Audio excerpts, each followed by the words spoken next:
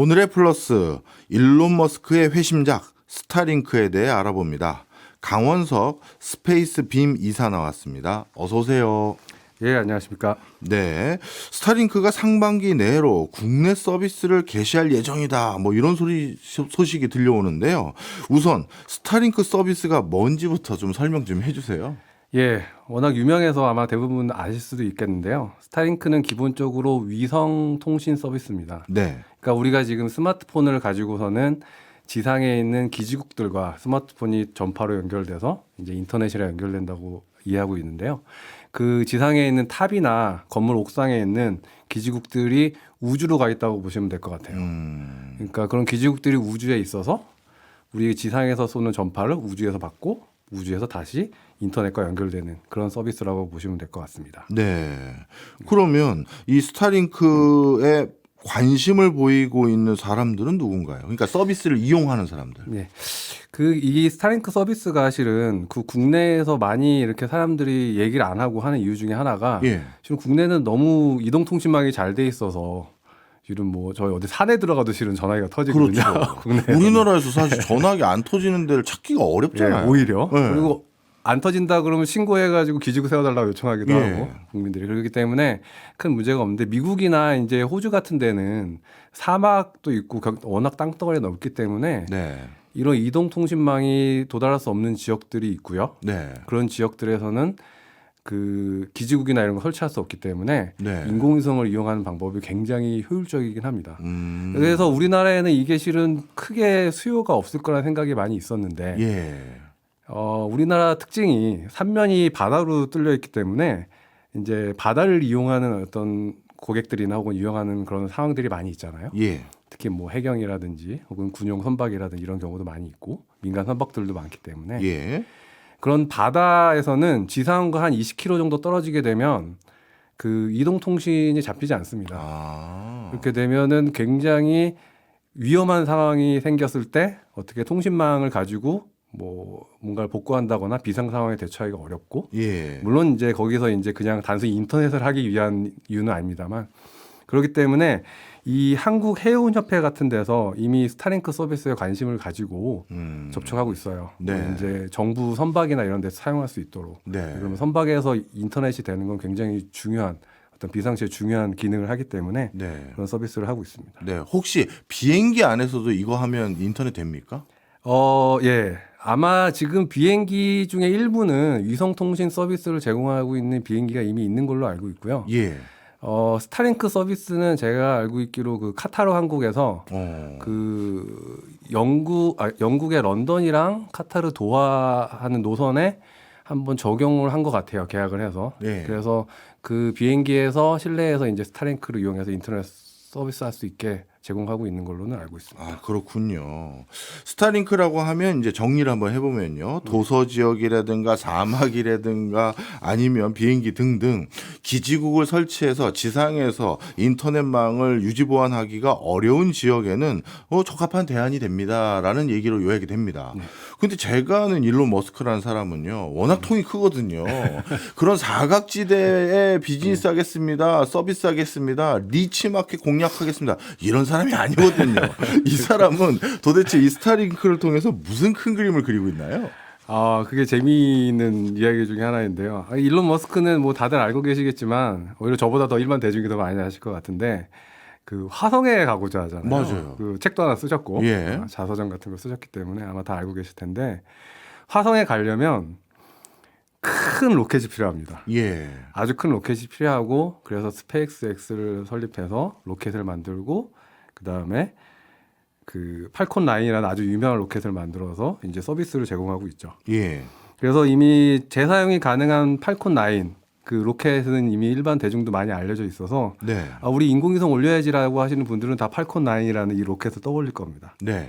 그리고 올해 초에 좀 여러 번 시험 발사가 있었는데 스타쉽이라고 아주 큰 진짜 화성에 가기 위한 로켓이거든요. 예. 그거를 이제 만들어서 쏘아 올리는 시험 발사들이 계속 이루어지고 있는데 그거 막 다들 이제 유튜브 시간 맞춰가지고 보고 막 이런 식으로 굉장히 관심이 많아요. 네. 그래서 이게 전 세계인의 주목을 받는 거죠. 왜 그러냐면 화성에 가고자 하는 사람의 도전기니까요. 이 로켓 자체가. 네. 그래서 로켓을 만들어서 여러 가지 이제 사업들도 하고 많이 해왔는데 나사의 지원도 받고.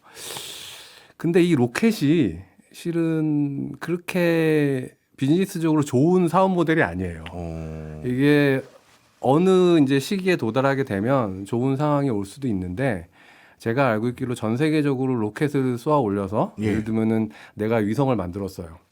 위성을 위에 올리고 싶습니다, 우주에. 네. 그랬을 때 이제 로켓을 써야 되잖아요. 네. 그럼 일정 비용을 내고 로켓을 실어서 올리는 거죠. 그렇게 했을 때 이게 내가 그 스페이스X나 이런 로켓 발사 업체한테 주는 비용과 그 다음에 로켓을 발사하는 업체가 거기에 투자하는 비용을 따져보면 예. 그렇게 수익이 좋지는 않은 모델입니다. 왜 그러냐면 로켓 한 번 실패하면 예. 막 수천 원씩 날아가는 거거든요. 그렇죠. 그렇기 때문에 이게 굉장히 좀 위험한 모델인 거죠, 사업적으로는. 근데 어쨌든 간에 스페이스X는 나사의 지원을 받고 단계를 밟아가면서 팔콘 9이라는 아주 좋은 재사용 발사체를 보유하고 있고 네. 이 재사용 발사체를 굉장히 많이 만들어서 자주 발사할 수 있게 되었어요. 예. 근데 거기에 실을 인공위성이 생각보다 그렇게 많지는 않은 것 같습니다. 고객이 별로 없군요. 과거에는. 예. 그래서 이제 고민을 한 것 같아요. 그러니까 이게 일단 화성에 가는 건 좋은데 예. 화성에 가기까지 내가 해야 될 과정들이 굉장히 많이 남아 있고 그 다음에 금전적으로 안정적인 수입이 필요하고 이런 관점에서 그럼 어떤 사업을 하는 게 좋을까 하는 관점에서 아마 이 위성 통신에 관심을 가지게 된 것 같습니다. 예. 그래서 팔콘 9이 이제 재성 발사가 되고 한 이후에 한 2015년부터 총 450회 정도 발사를 했거든요. 예. 그래서 이미 그 전 세계 우주 수송 시장을 점령했어요. 이 팔콘 9 로켓 자체가 재사용되고 좀 저렴하고 하기 때문에. 그래서 이런 숫자들을 간단히 조금 요약해서 보면 네. 2015년부터 현재까지 예를 들면 450회 이상 발사를 했는데 스타링크 서비스를 한 2020년부터는 예. 340회 정도 발사를 했거든요. 네. 이게 재사용이 가능하니까 자주 발사를 합니다. 근데 그 중에 250회 가량이 스타링크 위성을 올리는 데 썼어요. 그러면 다시 생각해 보면 이게 로켓이 쏘아 올리는데 굉장히 큰 비용이 들잖아요. 네. 그런데 이거를 340번을 썼는데 그 중에 250번은 스타링크를 쏘아 올린 겁니다. 네. 그렇다는 얘기는 스타링크의 그 어떤 장래성 혹은 미래의 수익에 관련된 부분들에 있어서 스페이스X 내부적으로 굉장히 가능성이 높다고 보는 거고. 네. 그래서 이 팔콘 9 재사용 로켓을 가지고 다른 위성들을 쏘아 올려서 우주에 보내주는 것보다 이게 인공위성 서비스, 인공위성 통신 서비스를 하는 게 훨씬 더 돈이 잘 되겠다라는 계산을 이미 했겠죠. 워낙 네. 똑똑하신 분이니까. 네. 그래서 아마 이런 비용을 채우기 위한 방법으로 스타링크 서비스를 시작한 것이 아닐까라는 생각을 하고 있습니다. 제가 기대했던 것과 전혀 다른 답을 주셨어요. 스페이스 X를 개발했는데 네. 그 미사일 발사체라는 게 사실 수익을 남기기가 녹록지 않다. 그래서 이거 가지고 우리가 자체 사업 뭐 해보지 하다가 스타링크를 떠올린 면도 있다. 그러면 스타링크 자체는 돈이 잘 됩니까? 그게 저도 좀 의아했던 부분 중에 하나인데요. 예. 스타링크 위성 만드는데 돈이 얼마나 들까? 예. 혹은 발사하는데도 돈이 많이 들 텐데 뭐 이런 고민들을 좀 해봤는데 일단 정확한 정보가 많이 있지는 않습니다. 네. 특히 매출 관련된 정보는 없는데 제가 좀 뒤져본 결과 2024년 총 매출 중에 이 스페이스X는 두 가지 사업을 합니다. 크게 팔콘 9 가지고 우주 수송, 예. 이제 우주에 인공위성 올려주는 걸 하고 하나는 스타링크인데요. 이 팔콘 9 발사로 벌어들이는 매출이 한 6조 원 정도 된다고 알려져 있고 스타링크 서비스로 벌어들이는 매출, 이건 매출이죠. 매출이 약 12조 원 정도라고 알려져 있어요. 2배 가까이 크네요. 예. 그러니까 아까 말씀드린 것처럼 네. 팔콘 9을 자주 쏠 수는 있는데 네. 팔콘 9 서비스를 쓰고자 하는 위성 이제 고객들이 생각보다 많지 않을 수도 있어요. 예. 제 생각에는. 그러니까 예를 들면은 2024년에 그러니까 지금 스타링크 위성을 올린 게 한 2,000개 정도 됩니다. 예. 이것도 굉장히 놀라운 숫자이긴 한데요. 그러니까 1년 동안 스타링크 위성을 2,000개 올린 거예요. 야. 근데 이게 또 가벼운 위성이 아닙니다. 예. 한 1톤 정도 되는 위성을 2,000개 올린 겁니다. 한 해 동안에. 예. 팔콘 9으로. 근데 아마 제가 알고 있기로 전 세계적으로 다 만든 위성을 합쳐도 그만큼 중량은 안 될 것 같아요. 그러니까 만약에 그 2,000개를 올리는 스타링크 올리는 팔콘 9을 네. 다른 위성을 올려주는 서비스로 사용했다 하더라도 그 정도 수요는 아마 없었을 것이고 그런 의미로 봤을 때 어쨌든 스타링크 올리는데 굉장히 많은 에너지를 쏟고 있습니다. 네. 그래서 간단히 계산해 보면 스타링크 서비스가 1인당 한 15만 원 정도의 비용을 매월 받고 있어요. 좀 이제 좋은 서비스를 받으려면 조금 더 많이, 좀 네. 적게 받는 것도 있긴 한데요. 그리고 현재 알려져 있기로 가입자가 500만 명 정도라고 알려져 있습니다. 이야, 생각보다 가입자도 예, 많네요. 맞습니다. 예. 그 서비스를 하는 국가도 한 100개가 넘는 걸로 알고 있고요. 음. 그래서 15만 원 곱하기 500만 명 딱 하면은 바로 7,500억이 나오거든요. 네. 그러니까 매월 매출이 대략 7,500억 원 정도 된다고 보시면 될 것 같아요. 네. 우리나라 돈으로. 굉장히 큰 돈이거든요. 그렇네요. 그래서 이거를 매월 7,500억 원 곱하기 12개월을 하면은 약 9조 정도 되고요. 예. 그러니까 1년에 스타링크로만 그냥 대략 가늠한 매출이 9조 정도 되는 겁니다. 그러니까 앞서 말씀드린 그 2024년 총 매출이 12조 원이라는 게 네. 스타링크 12조 원이라는 게 그냥 허황된 얘기는 아닌 것 같고 네. 그 신빙성이 있는 숫자다라고 이해할 수 있고 그래서 2024년에는 매출을 약 12조 원이라고 알려져 있고 2025년 올해는 17조 원의 매출을 지금 그 예상하고 있습니다. 또 느네요. 5조 예, 정도. 왜 그러냐면 계속 가입자가 느니까요. 네, 네. 가입자가 늘 거고 기존에 가입한 사람들이 서비스를 이제 빠져나가는 비율이 높지는 않은 것 같아요. 네. 그래서 이걸 보면은 매년 한 15조 이상의 15조 원 이상의 그 매출이 나올 것 같고. 네. 근데 중요한 건 이제 예. 이 매출을 올리는 데 들어가는 비용일 거 아니겠습니까? 예. 그게 조금 추정하기 어렵습니다. 사실은. 이게 뭐 상장회사도 아니기 때문에 예. 안에서 어떻게 돈이 돌아가는지 알기 쉽지는 않은데 그냥 이제 2018년에 스타링크 서비스를 처음 시작하면서 예상한 비용이 좀 옛날 비용이긴 합니다만 약 15조 원을 예상했어요. 그러니까 이걸 서비스를 제대로 하려면 총 들어가는 비용이 한 15조 원 정도 들 것 같다라고 예측을 했으니 실은 지금 매년 매출이 15조 원이 나온다고 하면 네. 실제 수익이 얼마가 될지는 따져봐야 되겠지만 손해 보는 장사는 아닐 것 같아요. 그렇네요. 그래서 이게 로켓을 가지고 화성에 가기 위해서 준비하는 과정에서 돈을 벌기 위한 서비스로 스타링크를 했다면 꽤나 좋은 장사를 하고 있는 셈입니다. 진짜 그런 것 같습니다. 자, 그런데 이 스타링크를 우리가 그 주변에서 쓰는 사람을 많이 못 보는 이유들 중에 하나가 물론 도서 지역이나 항공이나 뭐 통신 사각지대에 놓여져 있지 않는 분들도 있어서 그런 것도 있지만 이게 느리다라는 소리가 있어요. 그건 맞습니까? 예, 저도 위성 통신을 사용해 본 경험은 거의 없는데요. 예전에 이제 사막 같은데 이렇게 저는 관측을 하러 자주 갔기 때문에 예. 사막 같은데 가면 가끔 써요. 이제 위성 통신 서비스를 쓰게 되는데 굉장히 느립니다. 그러니까 웹서핑도 겨우 될 정도로 느렸어요. 네. 물론 10년 전이긴 합니다만. 그러니까 이 스타링크도 그런 정도의 속도를 내고 있다면 이렇게까지 장사가 되진 않았을 것 같아요. 먼저 일반적인 그 위성 통신, 여러분들이 그동안에 접해왔던 위성 통신에 대한 이야기를 먼저 좀 간단히 드리고 스타링크를 비교하는 게 좋을 것 같은데요. 네. 1998년부터 아마 여러분들이 가장 많이 들어본 위성 통신 서비스일 것 같은데 1998년부터 서비스를 해온 이리디움 서비스라는 거는 총 66개 위성으로 전 세계를 서비스를 하고 있고요. 음성 통화만 됩니다. 네. 그러니까 과거에 그 모뎀 아시나요 혹시 모뎀? 알죠.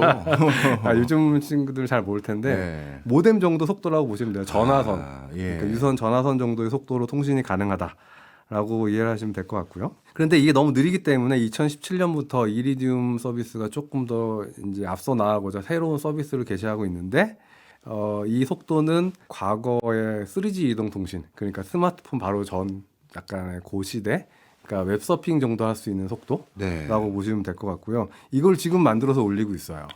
그러니까 다른 위성 통신 같은 경우에는 3G 서비스 정도의 속도를 가지고 있는 게 하나 있다라고 네. 생각하시면 좋을 것 같고요.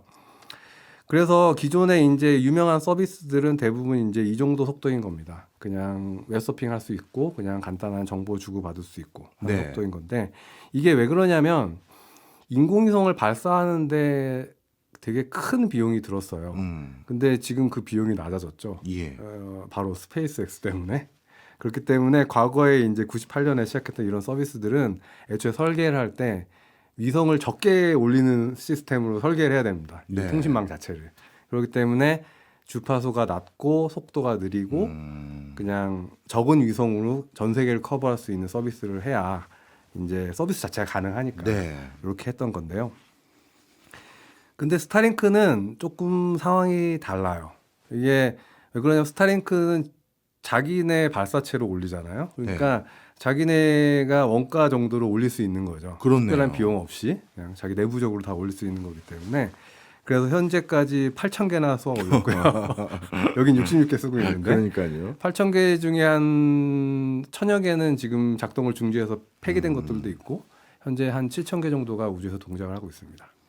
그러면 예. 이 7,000개 정도 올렸으면 예. 속도도 어마어마한 개선이 있었겠네요. 아 그렇죠. 그러면 저희가 좀 이해하기 쉽게 예. 우리 이통사 서비스 받을 때 왜 예. 이런 표현 쓰지 않습니까? 예. 3G, 4G, 5G, 예. 6G 예. 뭐 그걸로 비교될까요? 예, 그렇게 비교할 수 있을 것 같아요. 딱 그 비슷한 속도이고요. 왜 네. 그러냐면 이 통신망, 이동통신망이라는 게 굉장히 준비를 철저히 해서 만드는 서비스잖아요. 예.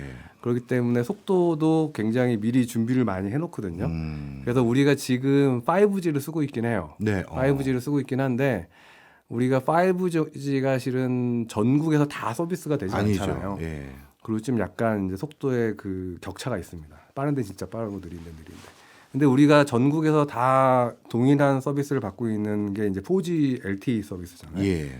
그게 이제 평균적으로 한 150mbps라는 속도를 가지고 있고 이 속도는 뭐 너티브라든지 뭐 땡플릭스 같은 거 이제 편하게 볼 수 있어요. 그래서 우리가 이제 무제한 요금제를 가지고 이제 영상들을 보잖아요. 예.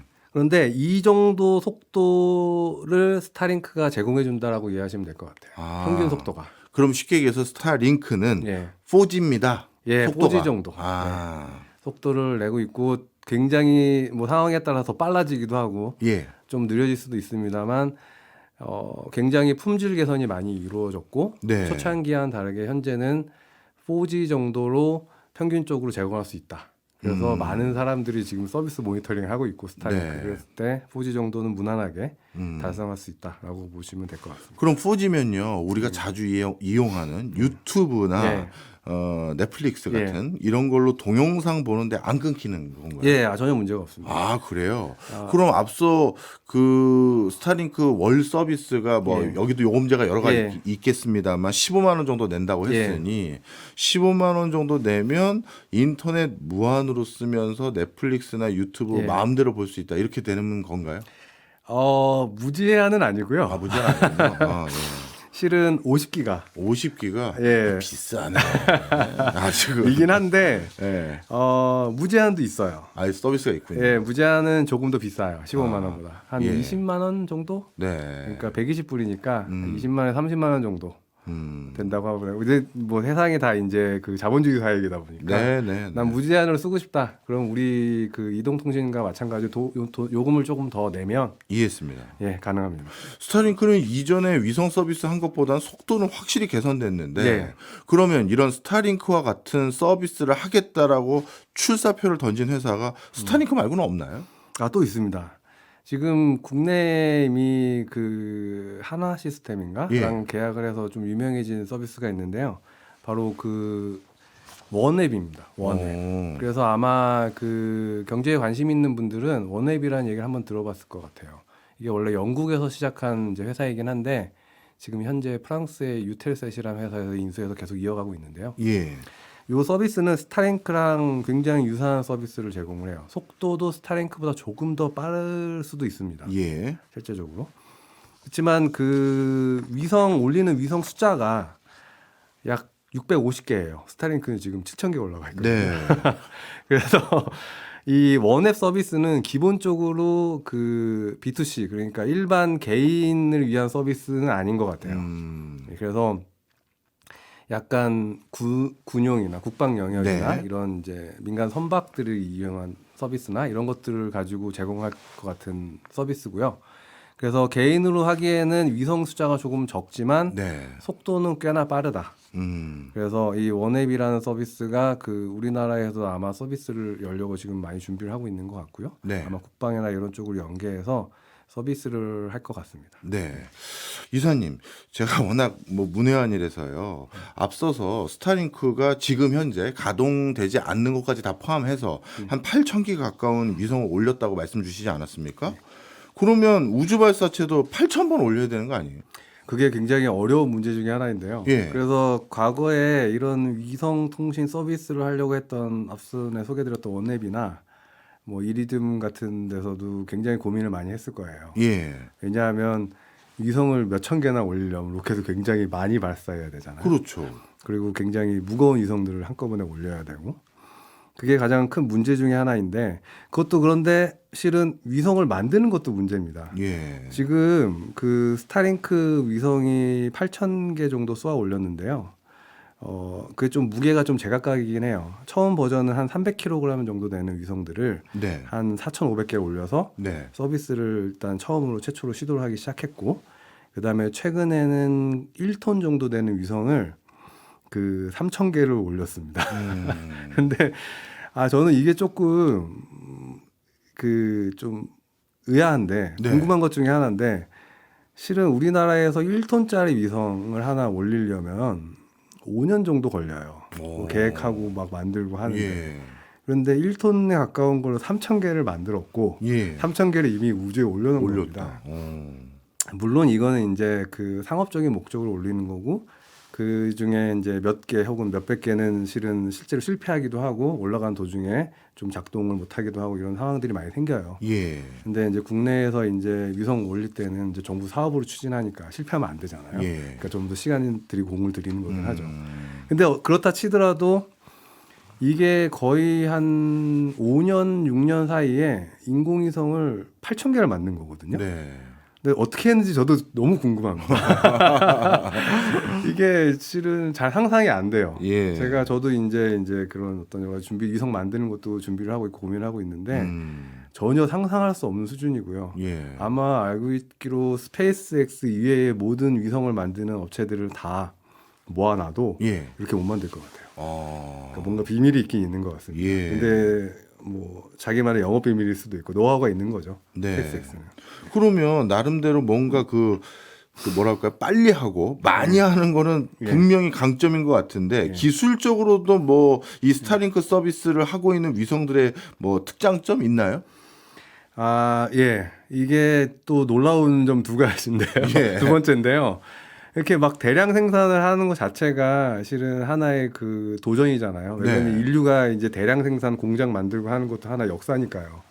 근데 인공위성을 대량 생산하는 거 혹은 대량 발사하는 것도 어려운 일이긴 합니다. 하지만 이 로켓의 얘기는 앞에서 충분히 드렸던 것 예. 같고. 그런데 이 스타링크 위성 자체도 굉장히 놀라운 기술들이 몇 가지가 숨겨져 있어요. 그 중에 이제 특별한 거 세 가지를 제가 네. 좀 꼽아왔는데요. 하나는 지상에서 이제 위성과 통신하는 지상 안테나에 네. 관련된 기술인데요. 디지털 빔 포밍 기술이라고 하는 게 하나 있고요. 그 다음에 두 번째는 여러분이 아마 6G라고 미래 네. 이동 통신 관련된 얘기를 많이 들었을 텐데요. 그럼요. 6G 통신은 실은 전 세계를 하나로 연결하는 게 가장 중요한 방법 중에 하나거든요. 거기에 필요한 다이렉트 투 셀 예. 기술이 하나가 있고요. 그다음에 마지막에 인공위성 간의 통신, 그러니까 통신의 네트워크 망을 담당할 수 있는 우주 광통신 기술이 세 가지가 있다고 볼 수 있겠습니다. 네. 하나하나 좀 설명 좀 해주세요. 일단 디지털 빔 포밍 기술부터 설명 먼저 드리겠습니다. 이게 그 스타링크 안테나를 아마 직접 보신 분들이 몇 분 있을 것 같고 인터넷에도 되게 자료가 많거든요. 네. 그래서 아마 많이 보셨을 것 같은데 굉장히 이쁩니다. 일반적인 그냥 우리 그 네. 영화에서 나오는 외계인하고 네. 송수신 할 때 네. 받는 접시 같은 네. 느낌이던데요, 그럼? 예, 그런 느낌이긴 한데 일단 굉장히 매끈하게 만들어졌고요. 맞아요. 예. 뭐 돌출되거나 이런 거 없이 그 다음에 요즘에 나오는 거는 더 이뻐졌어요. 아, 그래요? 약간 그 애플 같은 느낌의 어. 그런 아름다운 모양새를 갖추고 있고요. 크기는 어느 정도 됩니까? 그게 한 A3 정도 됩니다. A3. A3 어. 크기. 그러니까 예. 한 50cm, 30cm 정도 돼요. 꽤 크긴 커요. 생각보다. 네. 그래서 그렇지만 백팩에 들어갑니다. 백팩에 들어갈 정도의 크기라고 보시면 될 것 같고. 근데 이렇게 아름답게 이쁘게 생겼고, 그다음에 작고, 그다음에 납작합니다. 중요한 네. 건 납작하다는 건데요. 이렇게 생겼는데 이렇게 만들기가 굉장히 어려워요. 그러니까 과거에 제가 조금 어려운 이동통신들 위성통신 몇 가지를 소개해드렸는데 네. 가장 이제 많이 사용하고 있는 그 위성통신 방법이 이리듐이나 이런 것도 있지만 실은 선박에서 사용하는 이제 위성통신 기술이 굉장히 많이 역사가 오래돼 있거든요. 근데 선박에서 사용하는 위성통신에 들어가는 안테나, 그러니까 지상 안테나는 VSAT라고 해서 예. Very Small Aperture Terminal이라고 부르는데요. 예. Very Small이라고 되어 있지만 크기가 한 1m 정도 됩니다. 지름이. 그래요. 지금 스타링크 안테나보다 커요. 예. 그래서 그치만 어쨌든 간에 과거에는 굉장히 작은 안테나였고 선박에 달 수 있을 정도의 작은 안테나였는데 이런 안테나는 설치를 해야 돼요. 누군가 전문가가 와 설치를 해야 되고 네. 속도도 스타링크보다 10분의 1 정도로 느립니다. 그러니까 설치비도 많이 들고 속도도 느린 거죠. 실은. 근데 스타링크는 모양도 이쁘고 간단하고 납작한데 그냥 지상에 바로 놓으면 바로 되는. 바로 되는 겁니다. 어. 그러니까 이게 굉장히 혁신적인 기술이거든요. 예. 근데 전문가의 시공도 필요 없다는 거죠? 맞습니다. 예. 그냥 누구나 들고 와서 바닥에 놓으면 얘가 자동으로 전기만 예. 넣어주면 알아서 이제 동작을 하게 되는데요. 이게 그 좀 설명을 드리자면 좀 약간 과학적인 설명이 필요할 것 같아요. 이 예. 부분은. 뭐냐면 여러분 아까 말씀드렸지만은 3G, 4G, 5G 이렇게 예. 가면서 실은 주파수 통신에 사용하는 전파 주파수가 조금씩 올라가고 있습니다. 예. 이게 통신에 사용하는 전파 주파수가 올라가면 올라갈수록 그 자료량 실을 수 있는 자료량이 커지거든요. 단위 시간에. 그렇기 때문에 통신 속도가 빨라진다고 보면 될 것 같아요. 네. 근데 반면에 아마 여러분들 많이 경험하셨을 거예요. 5G 같은 경우에는 실내에 화장실에 들어가면 잘 안 터집니다. 4G랑 다르게, 예. 3G랑 또 다르게. 그래서 주파수가 올라가게 되면 점점 이제 이 전파라는 것이 휘어지거나 하는 성질이 약해져서 중간에 뭐가 가로막으면 통신이 안 돼요. 예. 그래서 건물 안에서는 기본적으로 5G가 안 잡힙니다. 네. 그래서 천정에다가 조그만 안테나들 건물 안에 빼빼히 이렇게 설치해놓고 이러는 거 아마 보셨을 거예요. 그러니까 장단이 있는 거죠. 예. 통신 속도가 빨라지려면 전파의 주파수가 높아져야 되고 전파 주파수가 높아지면 직진성이 강해져서 실내나 이런 데서 이제 장애물이 있으면 통신이 잘 안 된다. 네. 뭐 이렇게 된다 단점이 있는데요. 다시 말해서 이제 위성 통신할 때 이걸 적용해 보면 지상에서 인공위성이랑 통신해야 되는데 예전에는 인공위성이 저기 엉뚱한 데 있어도 안테나만 놓으면 잡혀요. 네. 근데 지금은 이 안테나가 굉장히 좁게 지향을 하는 거죠. 장애물이 있으면 안 되기 때문에. 그래서 이게 좁게 지향하기 때문에 인공위성을 정확하게 봐줘야 됩니다. 예. 그래서 아까 말씀드린 그 VSAT 같은 터미널 같은 경우에는 움직이게 돼 있어요. 망원경 같이 돼 있습니다. 예. 그래서 인공위성을 쫓아가야 돼요. 그래야 통신이 되거든요. 예.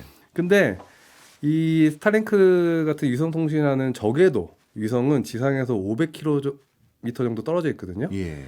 근데 이 정도는 굉장히 가까운 거리라서 인공위성이 뜨고 지는데 10분이 채 안 걸립니다. 아. 그러니까 요 안테나들이 10분 동안 추적을 하다가 다음 위성을 갈아타야 돼요. 계속. 예. 그러니까 굉장히 빨리 움직이면서 정확하게 지향도 해야 되고 갈아타야 되는 거죠. 그렇기 때문에 설치도 어렵고 뭐 제어도 굉장히 까다롭고 비용도 비쌌던 건데 스타링크 안테나는 이거를 굉장히 그 똑똑한 방법으로 해결한 건데요. 이게 네. 없는 기술은 아니었어요, 과거에. 예. 있는 기술이었는데 이걸 상업적으로 구현해 놓은 게 굉장히 특별한 장점 중에 하나라고 보시면 될 것 같습니다. 작은 안테나를 평면에다가 쫙 심어 놓고요. 예. 그 안테나 배열의 어떤 시간차를 조정하게 되면 이 안테나가 여기를 앞에를 보고 있음에도 왼쪽 오른쪽으로 그 전파의 빔을 틀어줄 수 있습니다. 예. 이걸 이제 아까 말씀드린 디지털 빔포밍 기술이라고 할 수 있고요. 예. 이걸 이용하게 되면 안테나가 빨리 움직이지 않더라도 굉장히 빠르게 위성을 쫓아가게 만들 수 있고 예. 굉장히 납작하고 컴팩트하게 만들 수 있게 해준다고 보시면 될 것 같습니다. 그럼 스타링크가 조만간 위성을 더 많이 올리면 그럼 속도 개선도 있겠네요. 예, 그렇죠. 그리고 중요한 거는 더 안정적이 되겠죠. 네, 속도가 네. 급격히 떨어지거나 올라가거나 이러지 않고 항상 동일한 속도로 통신할 수 있게 만들어요. 그것도 장점이겠네요. 예. 그럼 두 번째로 다이렉트 투 셀 이 예. 기술도 설명 좀 해주세요. 이게 진짜 놀라운 것 중에 하나인데 저는 이게 이렇게 빨리 가능할 걸 상상을 못했어요. 지금까지 얘기하시는 것도 다 놀랍다고 하셨습니다.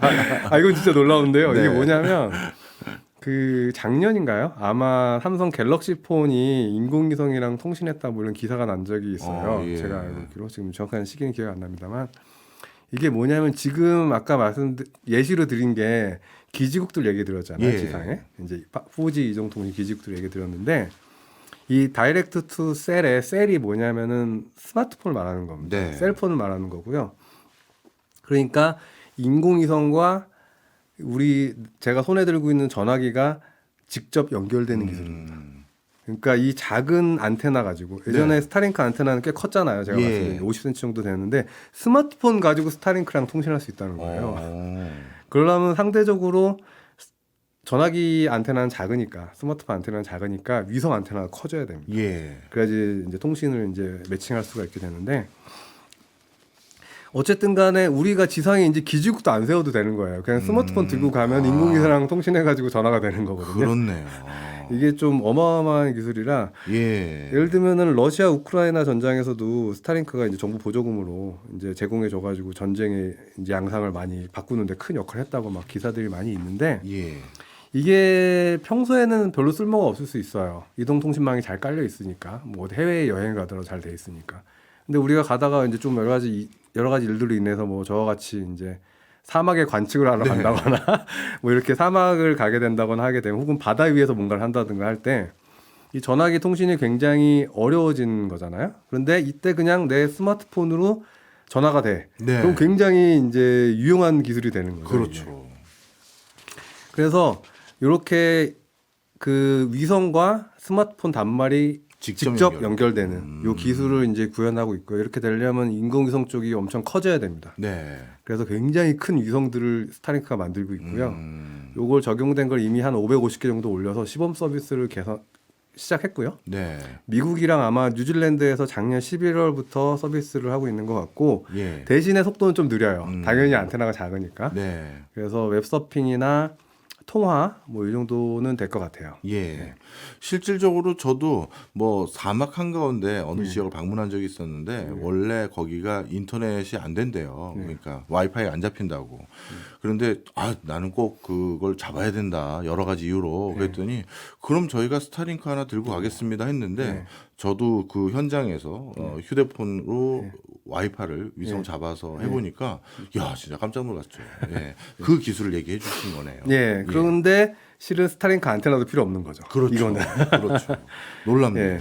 자, 그다음에 우주 강통신 이건 뭡니까?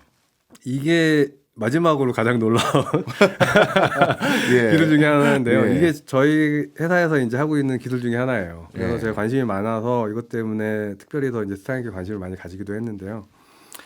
이게 뭐냐면 과거에는 이제 집에서 요즘 친구들 잘 모르겠지만 안테나로 TV를 봤어요. 예. 안테나로 전파 수신해서. 있죠. 근데 요즘에는 집에 TV를 안테나로 이렇게 해가지고 보는 집은 제가 알고 있기로 단 한 군데도 없을 겁니다. 못 봤습니다. 아마 전파로 TV 정보를 송신하지도 않을 것 같아요. 지금은. 근데 인터넷으로 쓰고 있는데요. 그래서 아마 아시겠지만 집에 인터넷이 들어오는 방법이 광 케이블로 들어옵니다. 예. 그래서 뭐 광고도 항상 광 케이블이 붙어 있죠. 인터넷 서비스에는. 그래서 이게 전파보다 이 광 케이블로 정보를 주고받으면 속도가 훨씬 빠른 거거든요. 근데 광 케이블이 뭐냐면 레이저를 그 안에 넣어주는 거예요. 그러니까 이 광섬유 같은 빛이 통과하는 얇은 그 전선 같은 거에다가 레이저를 쏴주면 굉장히 빠른 속도로 통신이 가능해지는 이게 네. 이제 광통신 기술이라고 보시면 될 것 같은데요.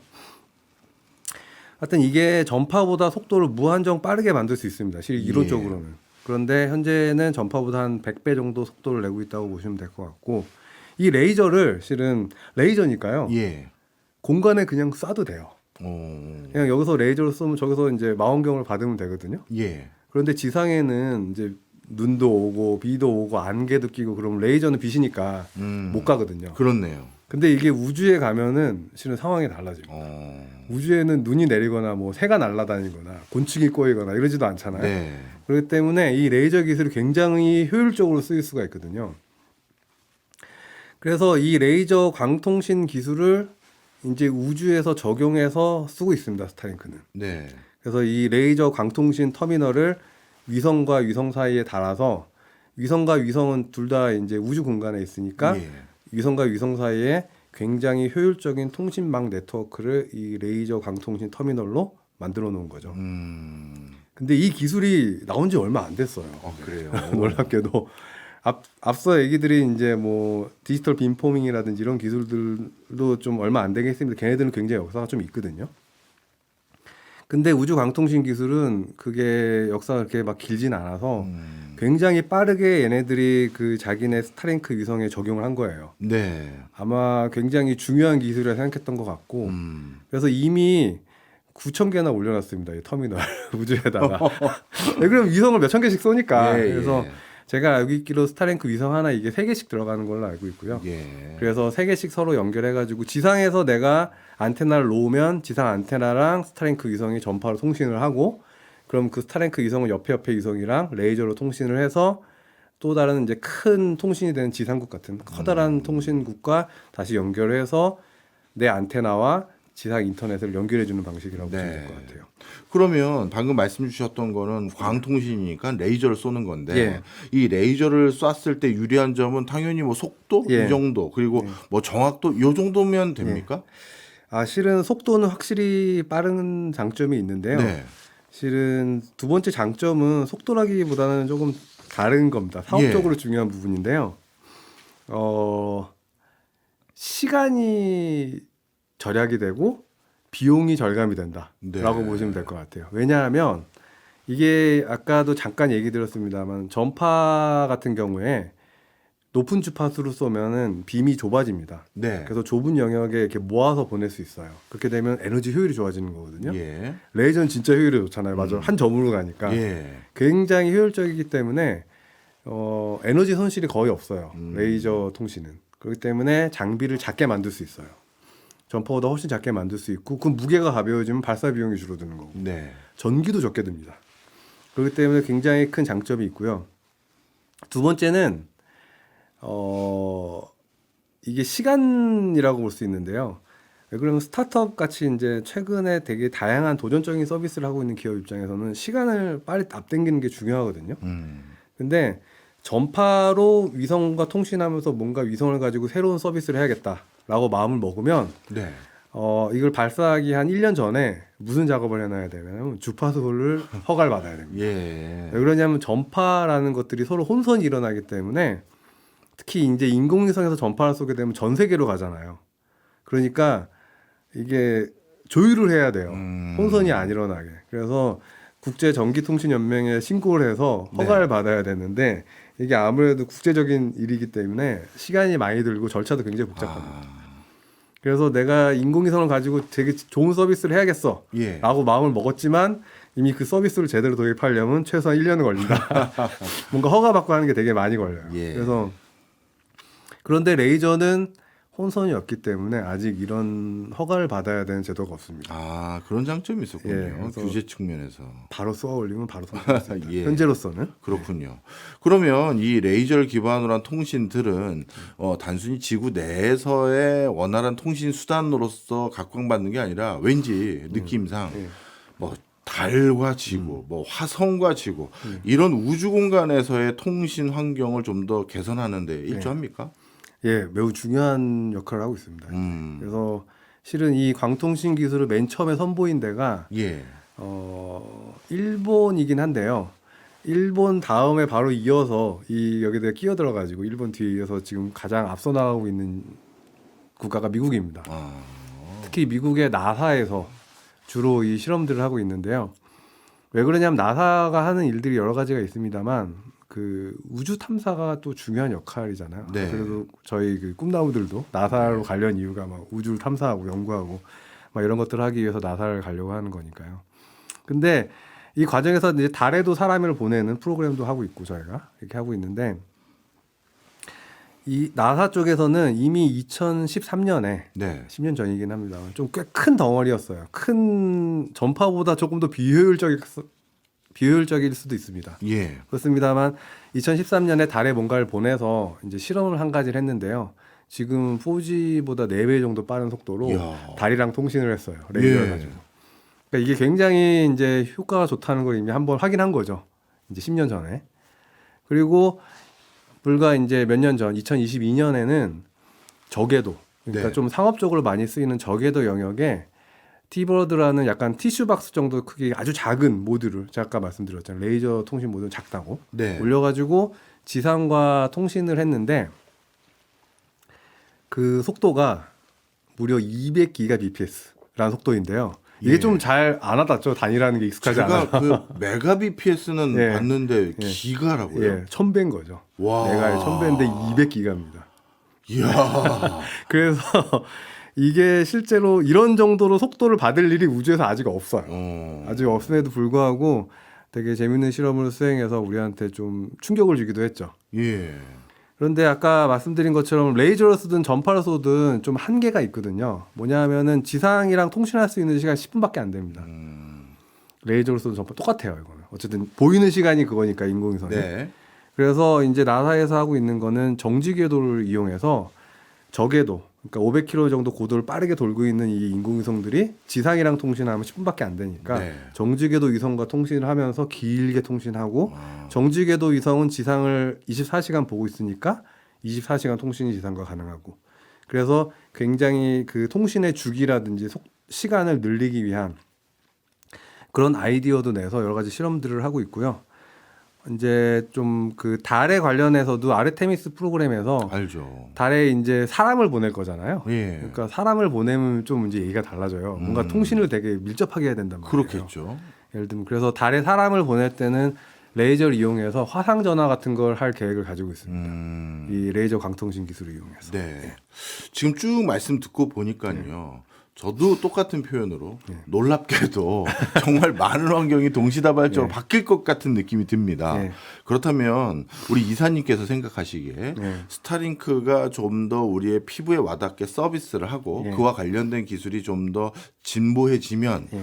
궁극적으로 어떤 변화가 생기는 거예요? 이게 실은 요즘에 너무 빨리 변화가 일어나기 때문에 예. 섣불리 좀 뭔가를 예측하기는 어렵더라고요. 예. 근데 그 과거의 역사, 무선 통신의 역사를 되돌아보면 이동 통신이 느리던 시절에는 이제 무슨 갤러리라든지 웹사이트 같은 게 유명했어요. 네. 그래서 사진 같은 걸 보고 맞아요. 인터넷으로 그치, 전화기로도 사진 보고 글 보내고 뭐 이런 일들을 주로 했단 말이죠. 예. 근데 갑자기 의도한 건 아니지만 4G라는 빠른 속도의 이동 통신망이 만들어지면서 가장 먼저 우리가 하게 된 게 동영상을 보게 됐습니다. 전화기로. 과거에는 전화기로 동영상을 보는 거는 완전 그 통신의 낭비였거든요. 그렇죠. 근데 지금 누구나 다 동영상을 보고 있어요. 지하철 가든 뭐 길을 걷든 동영상을 보고 있는데 그래서 되게 다양한 서비스들이 만들어졌습니다. 동영상을 제공해주는 플랫폼도 굉장히 많이 생겼고 돈도 잘 벌고 있죠. 네. 이런 것처럼 과거에 이제 인공위성을 우주에 올려서 했던 가장 기본적인 일들은 사진을 찍는 거였어요. 그래서 막 북한의 이제 어떤 특별한 동향인지 사진 찍는 거 국방은 굉장히 중요하고요. 네. 실은 이제 중동 아시아에 있는 기름 탱크들 찍어가지고 기름 보유하고 있는 양을 예측해가지고 금융권에서 이용하기도 하고요. 예, 소규모 시세 예, 맞아요. 예. 그런 것도 하고 다양한 일들을 해왔는데 이제 우주에서 동영상을 보낼 수 있게 됐거든요. 그러니까 이게 예를 들면은 변화를 볼 수 있게 됐어요. 그러니까 사진을 한번 딱 찍으면 이게 지금 올라가고 있는 건지 내려가고 있는 건지 얘가 앞으로 가고 있는 건지 뒤로 가고 있는지 잘 모르는데 동영상을 아주 짧게만 찍더라도 속도를 알게 되잖아요. 그렇네요. 그럼 우리가 알고 있는 정보의 차원이 늘어나는 겁니다. 그렇기 때문에 이게 지금 현재 쓰이고 있는 국방이나 금융 영역에서도 굉장히 다양하게 쓰일 수 있거니와 실은 뭐 이동통신 발전처럼 우리가 상상치 못했던 재미있는 동영상 서비스들이 또 나올 수도 있습니다. 네. 일부 뭐 미래학자들이라고 해야 될까요? 관련 학자들은 이런 표현을 쓰시더라고요.